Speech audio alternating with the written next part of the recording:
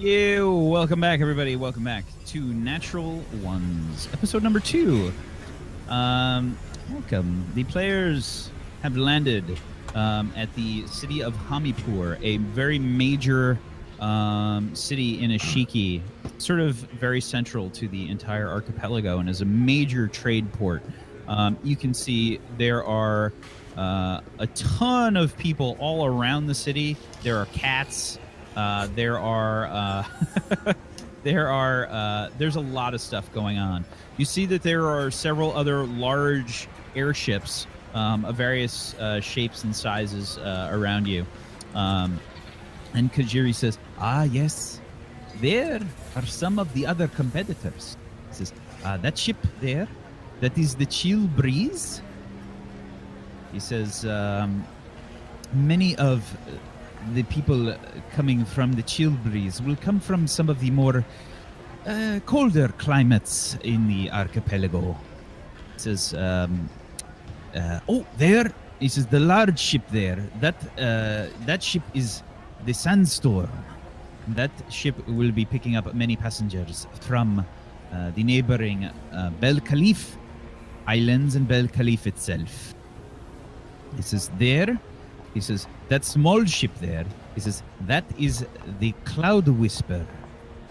He says, that ship will be bringing peoples from all over Kundinhar. It mostly will be picking people up from the underside. And if you guys would like to make a history check, totally can. Just about to do that. Underside. I was just going to say. It's like, what's the underside? It's not very hard to figure out. Do we all make one? Absolutely. Oh god, wait, I gotta get my thing up. History. Get ready, chat. Here it comes. There. Come on, one. Here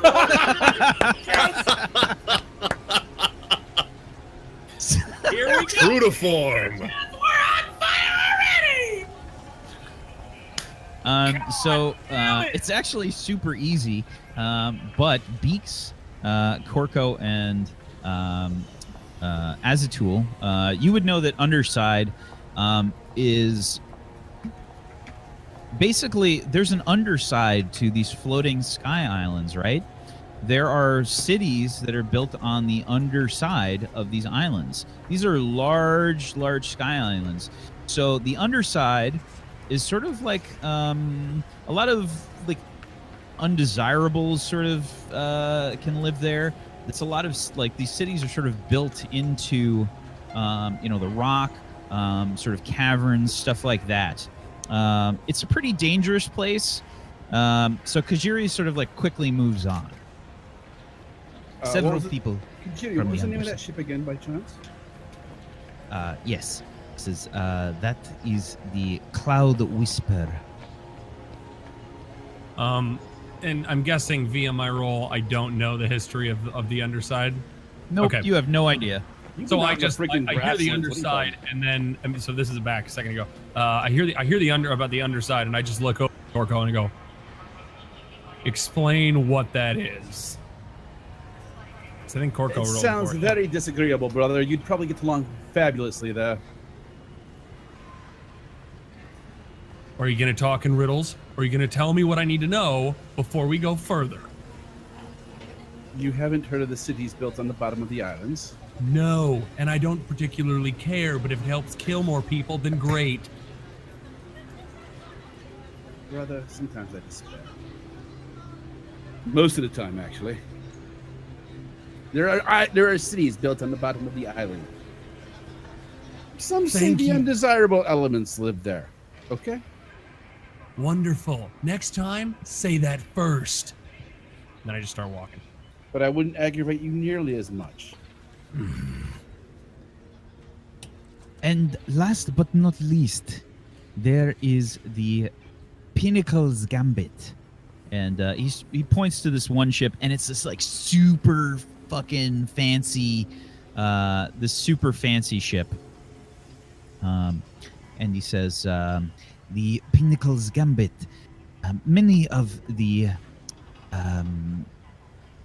well-respected members of society can come from this ship. He says, you will find that it has a very expensive price tag merely for one ticket. He says, much more than all of you paid, of course. He says, now, we must be going. And he sort of motions towards the garden. He sees like Umrak already sort of like wandering off. And the guard's like trying to catch up to you, Umrak. And yes, we must be moving quickly. We only have about 10 minutes before the events start. And I believe that the Merchants Guild wants to take all of your information and such before we get started. And you guys start to wander through the streets of Hamipur. You make it to the city proper, and it's very impressive. There is a ton of trade. Imagine, say the very busy parts of like India, like marketplaces in India when you're trying to imagine this. It is wall to wall people. Like you're having to like squish through and like push some people out of the way and stuff like that. Please do not get lost. Sorry. Yes? I was questioning, are there many half orcs around me, or orcs, or figures of my maybe not the most pleasant to look at nature? No, there are not. It's actually there is a very large variety of different kinds of people, but there's only probably you might only see like one or two in your immediate vicinity. There's just a ton of people, so there may be some that are sort of like scattered through, but you might catch a glimpse of like one, maybe two along the way. I just ask if I'm having to shove people out of the way, or if they're moving ahead of me. I mean, it's like a sea of people, right? So Kajiri is sort of like trying to make way. There's a guard in the front. You're sort of like near the front as well. I'm assuming you're just like throwing elbows. Right. Trying to make your way through. Parents, make sure you are holding on to your children, please. Walk quickly. We must get going. And he's sort of maneuvering his way through the city with you guys. I would like everyone to make a perception check for me, please.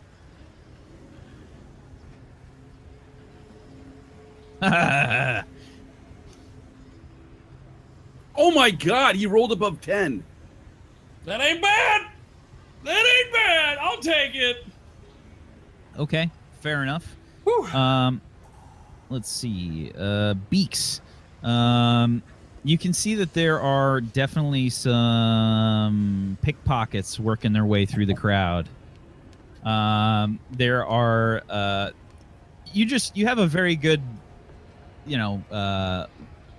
head for these things, right? As soon as you sort of like walked into this crowd, you sort of were like, this is a good place for something like this to happen, and you just sort of have been keeping an eye out. And you have some pretty good eyes, so it's not. You have a good look, and you're a bit shorter, so you can sort of like see through some of the crowd. You can see that some people are just like nimbly, just sort of reaching in and grabbing the occasional wallet stuff around. I'm gonna smack the shoulders of my compatriots here and tell them to watch their pockets. Oh, I am. Yeah. Azatool is just like doo doo doo. Being of my nature, would Corco have any particular advantage on spotting pickpockets? No, not particularly. This place is packed. It's wall-to-wall people. Plus, you did not roll fantastically on your perception. Also, I have a danger sense. Does that apply here? That is actually a dexterity-based one, and people trying to pickpocket use sleight of hand, which is dexterity-based. So let me just read the exact thing. I think it's only for attacks. But Wait, Goobers, you actually read what I sent you? Yeah, I have it open. I'm amazed. we were taking bets beforehand. Are you fucking kidding me? Wow. Good God. Yes, ladies and gentlemen, it is no secret that I kind of fly by the seat of my pants because that's how I roll. and I haven't been rolling great. So whatever. All right. Steven and I may be out a couple dollars right now. Hell, my passive perception is higher than I rolled. So you had advantage on dexterity saving throws against effects that you can see, such as traps and spells. So I would say that this would definitely fall into play. Okay. So yeah, you actually you can actually sort of catch somebody out of the corner of your eye, just sort of like meandering their way. They see like a juicy target. It's this half elf. So this guy is like really short. Half elves are very short. They're just under 3 feet tall. So this guy is like really low to the ground. He's got like a really good, easy sort of like pickpocket kind of height, right? Like you can sort of snatch a coin purse or just use a dagger and chop it right off and get that string off there and snatch the coin purse. By? Oh, yeah, he's actually sort of meandering his way through the crowd, and you just sort of like see him like Is he head your coming way. towards me? Oh yeah. Okay. I wait for him to get really close. Sure, you're just sort of like walking along, and you can feel him sort of like try to brush past you. And there's a lot of people, but you've been keeping an eye on this person in particular, and he's sort of like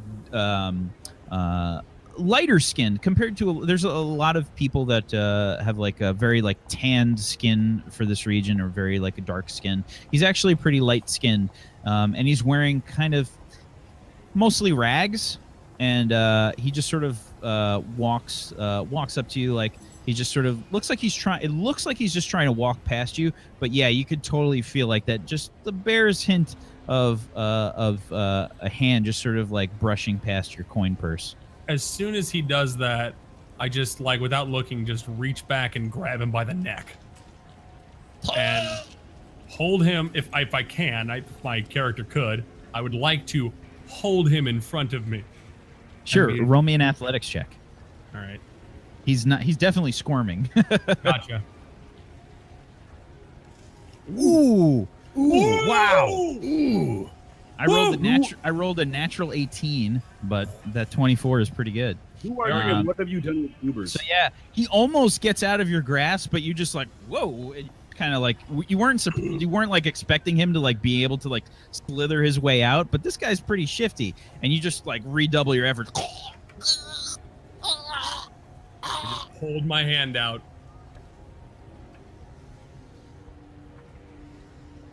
And his face is like turning like progressively more purple. I lessen it just enough to let him breathe. While this is going on, Corco's going to summon a mage hand and pick his pocket. What? Or who? The kids? No, yours. What the But fuck? you don't know that. Okay. So he's got no pocket to pick. The kid's got his like coin purse. and he Well, just I mean, yeah, I'm gonna try and steal the coin purse. Okay, roll me a sleight of hand check. I don't know this, but inside I'm pissed already. That's the secret. You're always pissed. I rolled a natural 1. So you totally just snatch this coin purse, and the kid is like getting a bit frantic now. It's not, and by the way, it's not actually not a kid. Like, Or it's a half elf. so he's a halfling, and he's just sort of like, and he's trying to like search for the coin purse that he just took, and he's like. So then I hold him a little higher, and then I look. He just rags, right? Like I could see it if it was there, right? Yeah, like he's trying to like pat stuff, and he's, it looks like he's struggling to breathe, right? So it's like really hard for him to just kind of like look around. Like he's got like one hand on your hand, like trying to like just give himself like enough oxygen. So as I'm doing that, I just turn around and I look at Corco, and then I just start to squeeze a little harder. I look back at him. I go, "What?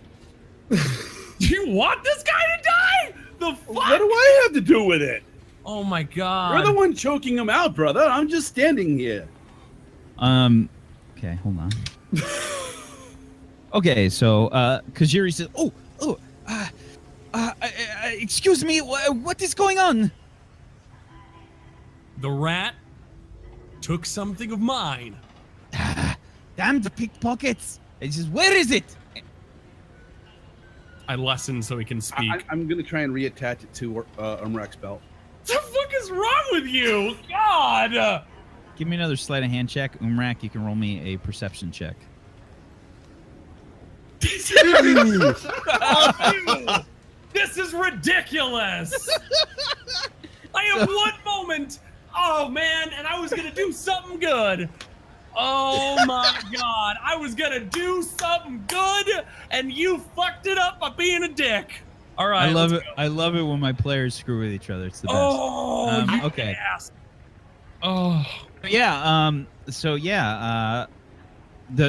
You like reattach the coin purse with like a really nice like little bow, of a knot, onto Umrak's belt with your mage hand, and yeah, he's this guy is like turning fucking like purple now. And I tap Umrak on the shoulder. I say, brother, why are you holding him? It would be most unfortunate for us to kill someone right before the event. Please let him go. I'm guessing I can notice that the coin purse is back. Oh yeah, like it's right there. Okay, got it. So I look down and I go. I put the kid down and I take one, like a silver, or a halfling. I have like one silver in there I can grab out of there, and I give it to him. I said, take it, stop stealing shit, or the next time I'll steal your fucking head.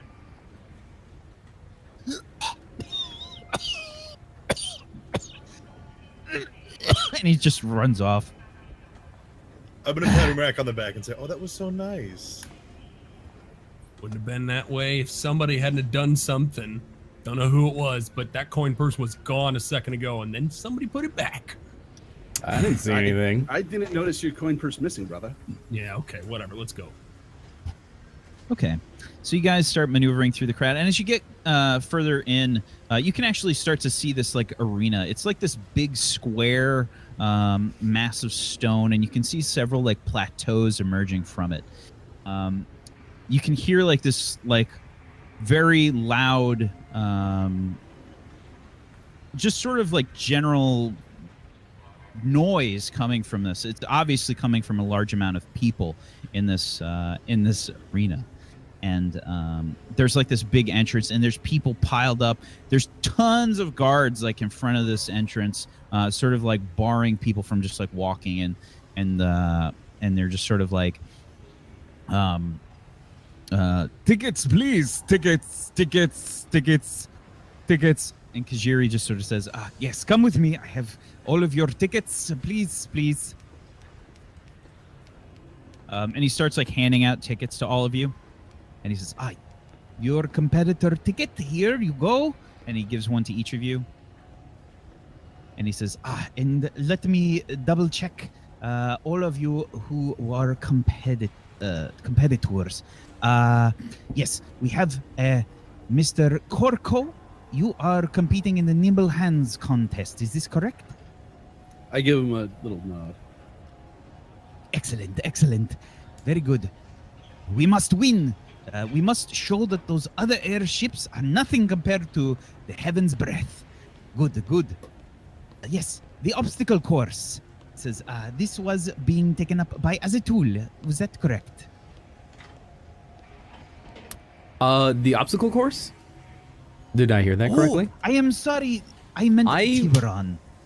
Yeah. And he looks at Tiburon and he says, surely you can understand my mistake. Confusion because of similar musical talents. Well, Tiburon's a bit of a rotund fellow. So an obstacle course. Oh!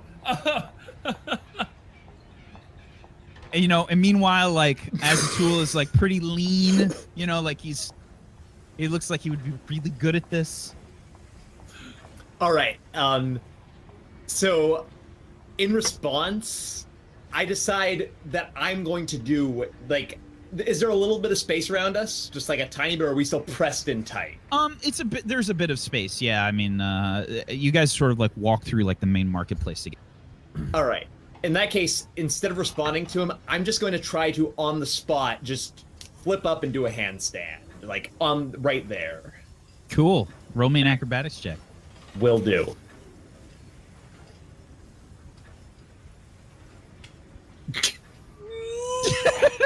Ooh.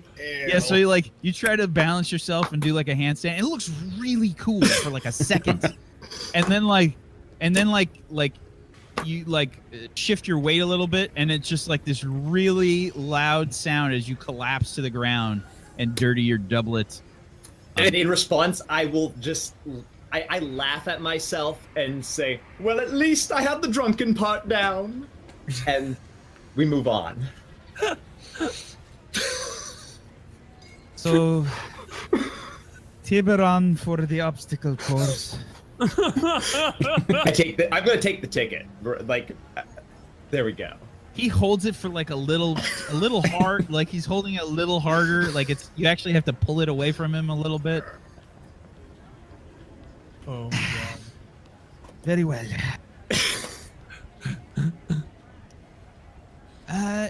Yes, the air supremacy course, of course. And he motions towards Beaks, and he says, "Beaks, yes." I good. slightly unfurl my wings. Oh, it's majestic. It's just a beautiful sight. I'm not even going to make you roll a check for that. Excellent. Very good. You will surely have an advantage there. Good. And the free-for-all. We have... and he, looks towards Umrak. Mr. Umrak. Very well. And Mr. Azitul, this is the event. I am sorry. I forgot. Thank you. Excellent. And no one participating in the Battle of the Bards. That is fine. Only 3 other... Very well. Okay. Sorry, sort of says, yes, we must be moving quickly. Only a few minutes before we are to get started. The introductions will be quick. And we will get started. Come. And he sort of tries to grab everybody. Everyone that is not participating, you may enter in through the right side of the arena this way. He says, the guards over there will help you with your ticket. And there's the super long line that's curling around the building. And the guards are shuffling people in. You can see the parents look a bit dejected, and the kids are like, oh. Because they know who's fighting for them. yeah, that and the fact that they have to wait in this ridiculously long line, and that everybody was so late. So you guys get ushered in, and there's people right inside. There's a few people that sort of basically roughly sort of try to grab you guys, oh, finally the Heaven's Breath is here. Heaven's Breath is here. Heaven's Breath is here. All the participants, please come this way. And you can see there's this well dressed group of people that look like they're probably they have something to do with the event itself. They're wearing these very garish colors, very similar to Mr. Tiburon there. They're sort of well dressed, and they have these jeweled turbans with these sort of gold chains sort of hanging around them. Come, and they're pulling you guys over to this group of people, and you can see there's this large group of other people. Sort of, some of them look sort of rough and tumble. Some of them have weapons and such. Some of them look like a bit antsy. And these are, you would probably guess these are probably the other competitors. There's this large, this sort of large gate area in front of you. And there's only a couple torches in this room as you guys get sort of shepherded in here. You just get sort of a glimpse at some of the other competitors. And Kajiri just sort of whispers under his breath, and he says, now, he says, I expect everyone to do their best for the heaven's breath.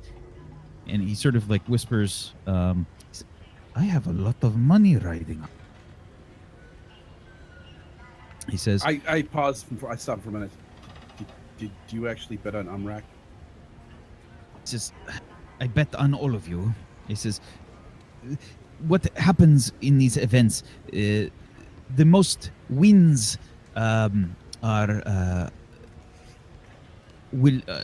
bet was for the most wins for any particular ship. He says, if we win the most overall events, he says, we will win the bet. He says, and he says, I have not forgotten about you. If we win today, I will, of course, split some of my winnings with you.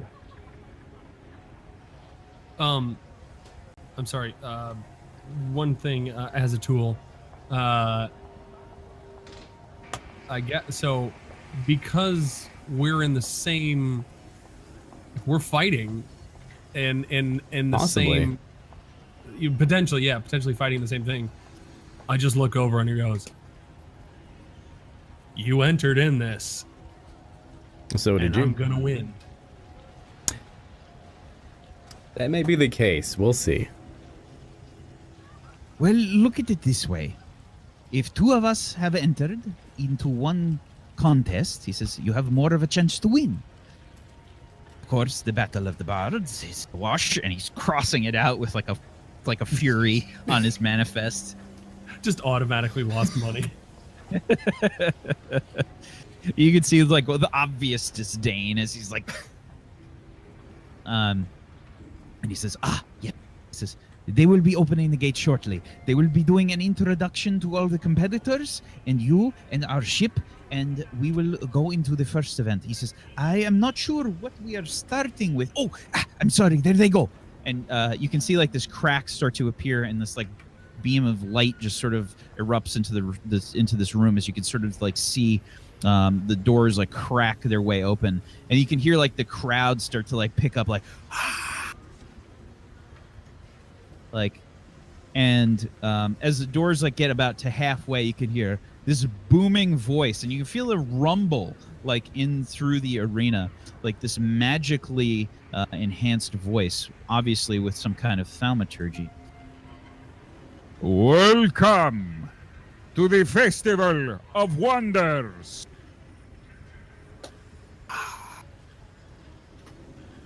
And the doors like open, and you're flooded with light as this huge arena with these different sections, and some have these plateaus. There's all this stuff set up inside this arena, this large square arena with these huge long seating arrangements. Some of them are shadowed, and you can see like that there are several tents around. You guys are emerging from the northern side, and you're basically like under this big stone area. The arena itself is surrounded by these large like logs, basically, that have sort of been used as like a big wall, you know, like a, why is the word escaping from me right now? I can't remember. Anyway, there's these large pointed logs basically that are sort of surrounding the arena, and the crowd's like going nuts, and the doors burst open. You guys walk forth with the other participants, and you can see the sea of people. There's these large stone seating areas on the eastern and western sides of this place, and there's this other huge tent on the south side, and you can see like these large like stone arches and stuff, and there's just like a ton of people here. The seats are packed full of people, and there's this large tent, like I said, on the south side, and there's this one person with the biggest fucking turban you have ever seen in your life.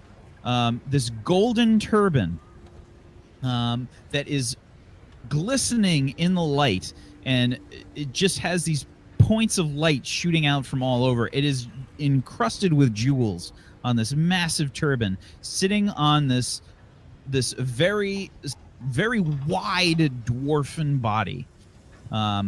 This guy with this magnificent huge black beard, and he's standing on this pedestal, and he's got his hands outstretched, and he says, Welcome to the Festival of Wonders. "Welcome to Ishiki." Here we have our participants entering for the contests. Coming into the arena now. Welcome! Welcome the crew from the Sandstorm, Bel Khalif, the Cloud Whisper, the Pinnacle's Gambit, Heaven's Breath. And you guys like raise up your arms and stuff. And Kajiri's like, yes, raise up your arms. That is us, that is us. And Kajiri's like going fucking crazy behind you guys. Like, yeah. And Kajiri's like, yeah. He's like, this is so exciting. And last but not least, the chill breeze. And he says, first, please, we will welcome all of our participants. Members of the Sandstorm, step forward. And you see like this group of people start to like walk forward. First, participating in the obstacle course, Bow Tack Iron Gullet from Bel Khalif. And this dwarf sort of like walks forward, and he's quite obviously like Beaks. You can roll me a religion check. Would not be very hard. He is quite obviously wearing the vestments of a war cleric. From Hexisia, we have Dratha Igthwan. And you see this like this a metallic skinned dragonborn walk forward. And most of you, I guess you guys can roll me a perception check here.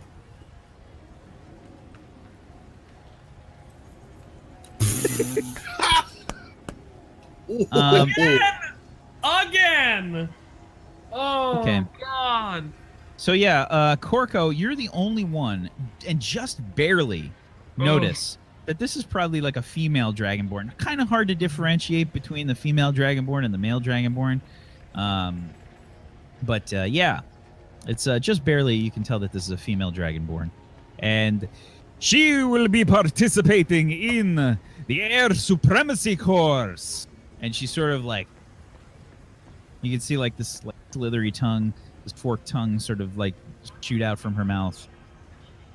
And Did the wrong, I clicked the wrong. That's my actual perception check. The performance was just tick the box to make sure I had a fucking 1 for the day. The performance of your perception was terrible.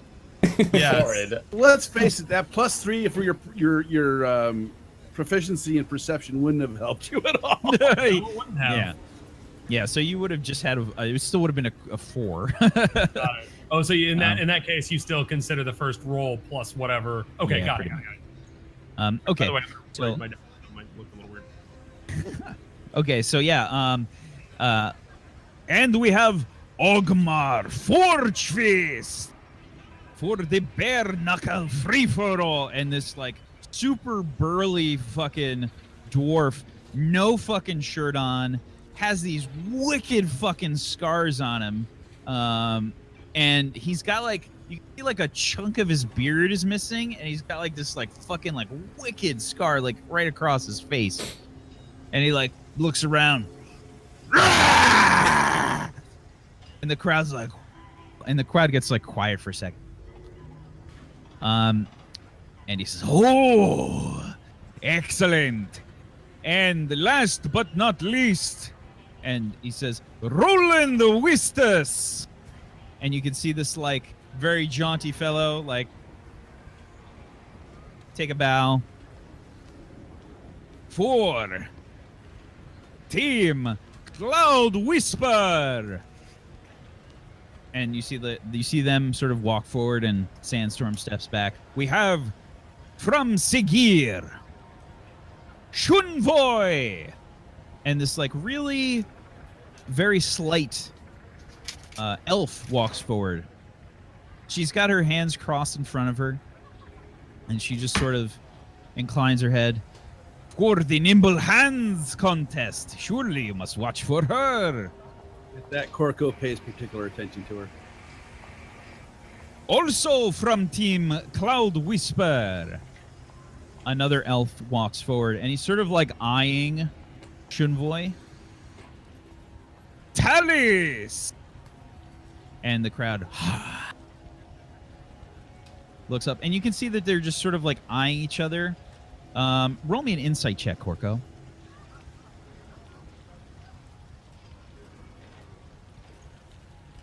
Okay, yeah, there's obviously some contention between these two. They quite obviously know each other, and, you know, maybe they've got a bit of a bet or something going on the side. Something.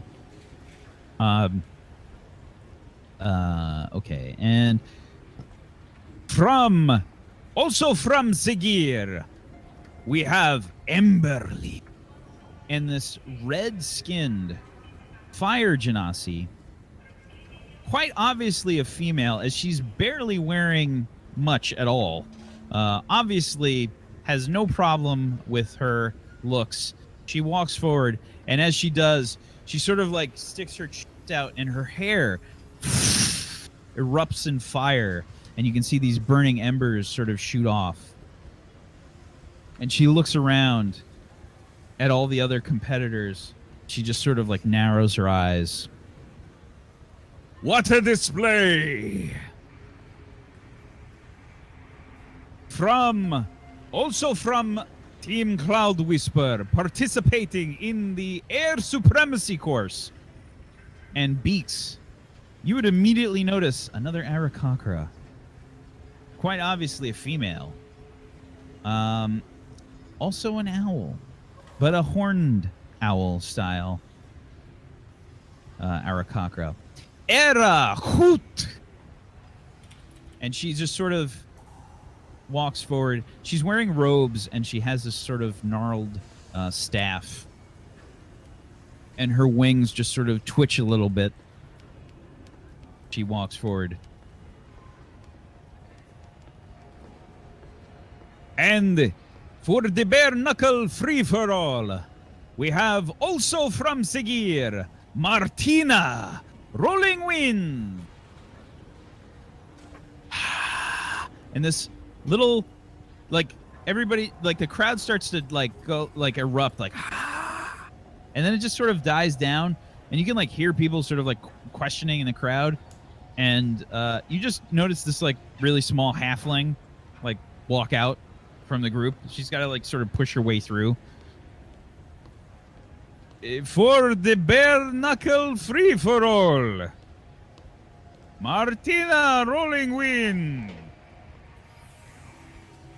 The crowd is like really silent. So I've kind of like locked onto that person, and I look over to Azatool and I go, "Careful of that one. Easy win, my friend." Doesn't mean that it won't cause harm." Like, you're one to be cautious. I look over at Umrek like, that was almost civil, brother. Are you Maybe feeling if you all were right? an ass, I wouldn't have to be so uncivil. I don't turn around when I say that to him.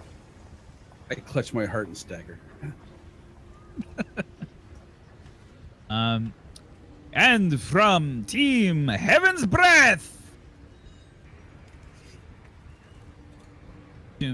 all of you walk forward, or do you?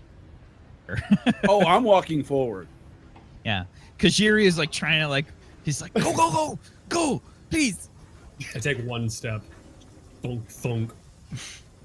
We have, and he sort of motions towards Azatool. Azatool participating in the obstacle course, and he says, "Oh, I'm sorry." Wait. And the crowd like erupts for a second, and then like, the bare knuckle free for all. Let's get up and take a bow. And next we have Umrak participating in the bare knuckle free for all. Ooh, he looks like a big one. And then I just spit. I'm gonna walk up next to Umrak and pick his hand up above, like we're both participating in this. We're just gonna be like hand in hand. And then I kind of look over him like,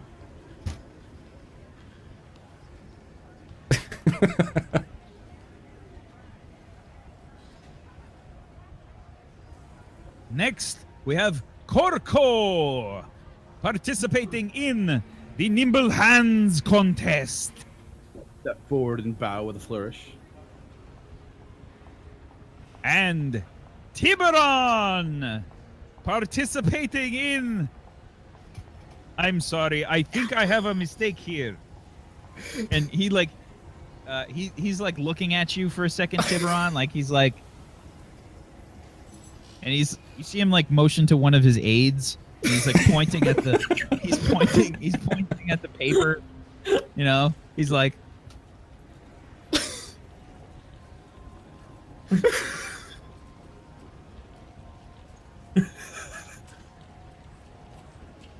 participating in the obstacle course. And on that note, I will attempt to do a tumble-salt forward. oh god. I want to fail it. I'm going to attempt to make it as comically bad of a tumble as I possibly can. Like I'm literally. Can I try hard to make it as bad looking as possible? Absolutely. So if you roll roll me a... low, do you do it well? Like, You gotta roll well to roll bad. Yeah, no. So like, I mean, like, do you want to like? So okay, here's where we go. Roll me a performance check Okay. and a deception check as well. Ooh. So okay. Wow, very nice. Damn. Yeah, Save it so for like the field, man. So like yeah, you do like a total face plant, like, and like the sand like rise up and the crowd gets like dead silent. And then like as you do, you sort of do like this like twisty thing and just like whoop, and like spin yourself back up and like do a bit of a spin and just like twirl like and the then breakdance move, just like whoop, whoop, yeah, like, exactly. Yeah, totally. So you just like do a spin and just whoosh and spin your way right back up. Oh! And the crowd. Excellent. I'll clap for that. Tiburon And, wins on style points alone. I And try my best to Kajiri's, fail. Kajiri's like patting you on the back. He's like, why could you do that earlier? Very good, very good. And now we have Team's Pinnacle Gambit. Ooh. You hear like the through the crowd. Did Beaks get introduced? I did not get introduced. Oh, I'm at all. sorry. I'm sorry. I just hang my head and I turn around and walk. Yeah, I'll wait for you guys on the ship. So you see like some aide like run over to the gold turban and he just tugs on his. Oh, I am most sorry. We have one more member from the Heaven's Breath. We have Beaks. And the crowd is all like, I'm there's gonna like slice. Oh, go ahead. there's like barely any applause, you know, like, real bad. roll me a performance check, or hold on. Let's roll me a charisma saving throw. Me? Because the Yeah. announcer fucked up. Awesome. Awesome. Oh no! You look seriously dejected. And yeah, so like Bad. yeah, like the crowd is just like, I look over to Azatul and I go, even I think that was a dick move. participating in the air supremacy course. He will do well. Yes, a round of applause, and he starts like clapping like avidly. I am sorry. And now teams Pinnacles Gambit. Boom! Like the crowd's like fucking nuts. Beak's like, Somebody brought up a good point. Can birds frown? I don't think so. Their But wings Look at my droop. lifeless, I think terrifying black he eyes droop. and just cross my arms and hang my head a little bit. yeah, so like your wings probably dip a little bit, you know. Teams Pinnacles Gambit, and several people walk forward. And you can see Pinton Withershins, and this like halfling does this like little like tumble, like trying to sort of mimic you, Tiburon. And he does like a piss poor job.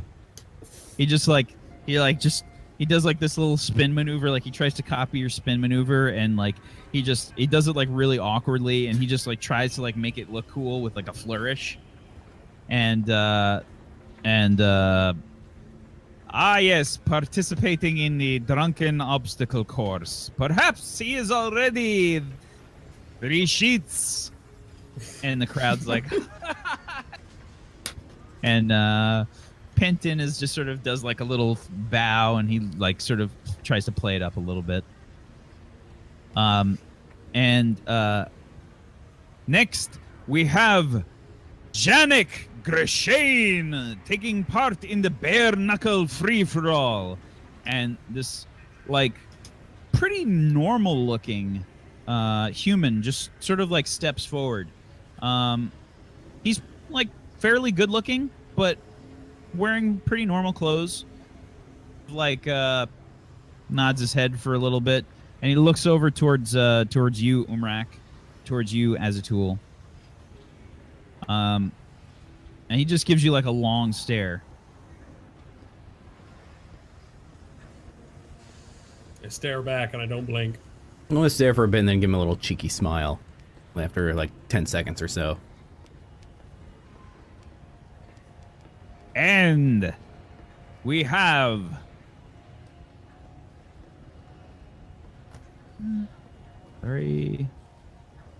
Grathwin Esteboro, and this really like tall, spindly fellow with this like really dark, thick goatee, and he's wearing like purple and black clothing. Steps forward. He's got his arms crossed, and he inclines his head. And everybody can roll me a perception check.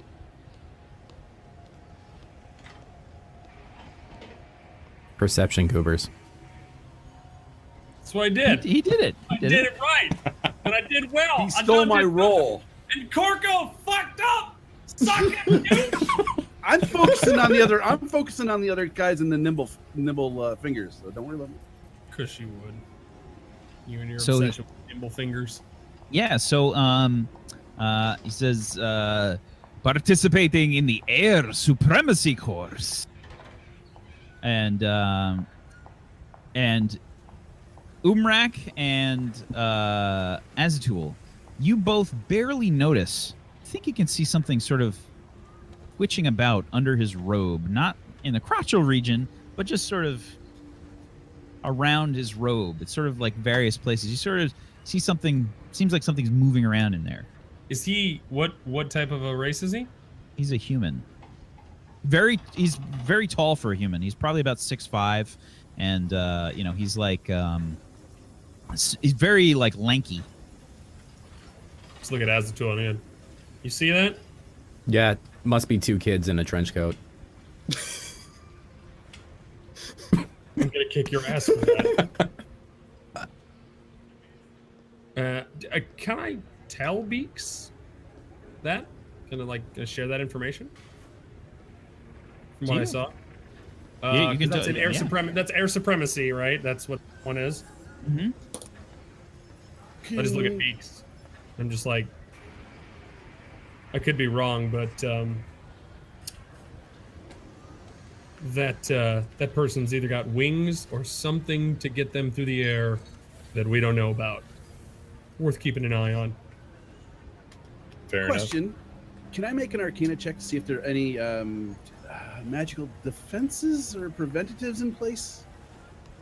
Well, if you guys look at your handouts for the Oh, it Festival of says, Wonders, yeah. there's actually some notes in there remember that it says that there's certain things like no magic or whatever, or flying not allowed, stuff like that. So there are some notices to that regard. As far as Arcana rolls, you can make me an Arcana check, sure. If you want to just sort of like take a glance around and just sort of, if you see some kind of magical apparatus that deters magic or something, sure. Okay. Okay. So it does not appear that there's any obvious safeguards or anything against magic. Maybe, it's something you don't know about, or maybe they're just sort of have like a referee of some kind. You're not sure. Okay. Okay. So yes, he says, and Team Chill Breeze. The next team steps forward. Graffley Jutkins, taking part in the Drunken Obstacle Course. And this sort of regular-looking guy walks forward. He's wearing sort of like this white, sort of like cream-colored vest, dressed similar towards you as a tool, and hailing from Politwall, very far away. Welcome to Ishiki.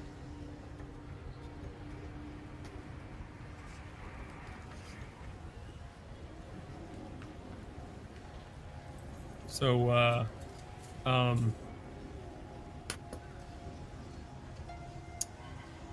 just want to make sure I understand this. The air supremacy course, based on the rules, which this is more just for me out of character to know, because I don't know that Umrak would really know and or act upon it. But talking about the guy that we saw the stuff, it says that you may only use magic to affect the levers, which means that you can't use magic anything to fly, correct? Hard to tell. Those are. It's probably just like a vague kind of rule. So maybe it's possible. Maybe it just means that you can only use magic to like directly affect the levers. Maybe it means not against a competitor. It's vague, just like as you read it. Got it. It just says if you cannot fly wing riders will be provided. If you have magical flight, I'm assuming that would count as flying. Yeah, and when I initially read that, I read that last rule as being like you can't cast magic on the other competitors, is what I read it as. Got it.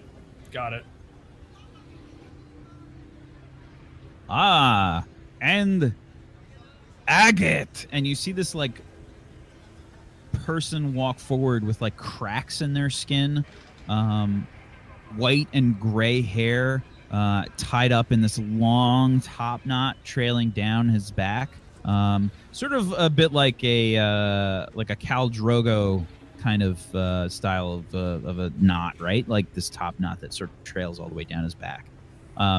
This guy is solid looking, and from Calhoun. And the crowd gets like real quiet. Corco, I think you were one of the only people. Who else knew about the underside?